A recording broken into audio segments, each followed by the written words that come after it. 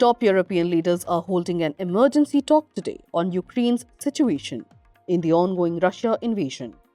Al Jazeera claimed that the emergency talks follow US President Donald Trump's announcement that he will end the Russia-Ukraine war.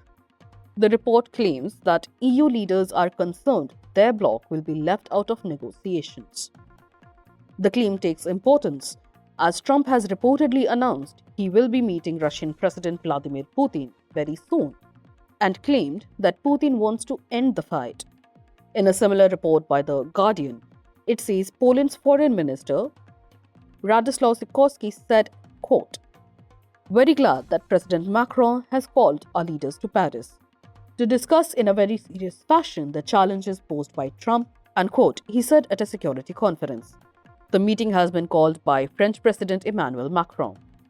The Polish minister said, and I quote, "President Trump has a method of operating which the Russians call razvedka boyem, reconnaissance through battle.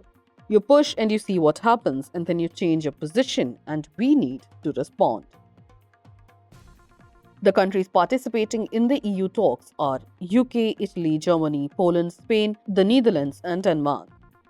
Al Jazeera report mentions that European Union leadership and the NATO Secretary General Mark Rutte are also planning to be present at the gathering.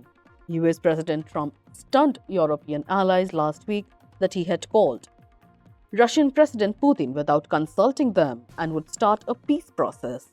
Trump's Ukraine envoy Keir jolted Europe further on Saturday when he said it would not have a seat at the table for peace talks, unquote. UK Prime Minister Keir Starmer has said he is ready to put their peacekeeping troops in Ukraine. Starmer said, and I quote, "Willing to contribute to security guarantees to Ukraine by putting our own troops on the ground if necessary," unquote. Writing in the Daily Telegraph, he said it was a once-in-a-generation moment and that he was willing to put own troops on ground if necessary. Quote, "Any role in helping to guarantee Ukraine's security is helping to guarantee the security of our continent and the security of this country," he wrote. The BBC, citing an undisclosed government source, said, quote, "The source told BBC that Ukraine has not been invited, but Donald Trump says Ukraine will be involved in negotiations to end the war," unquote. BBC also claimed that Germany has repeated Keir Starmer's sentiments in claiming that they are willing to send their own troops for peacekeeping in Ukraine.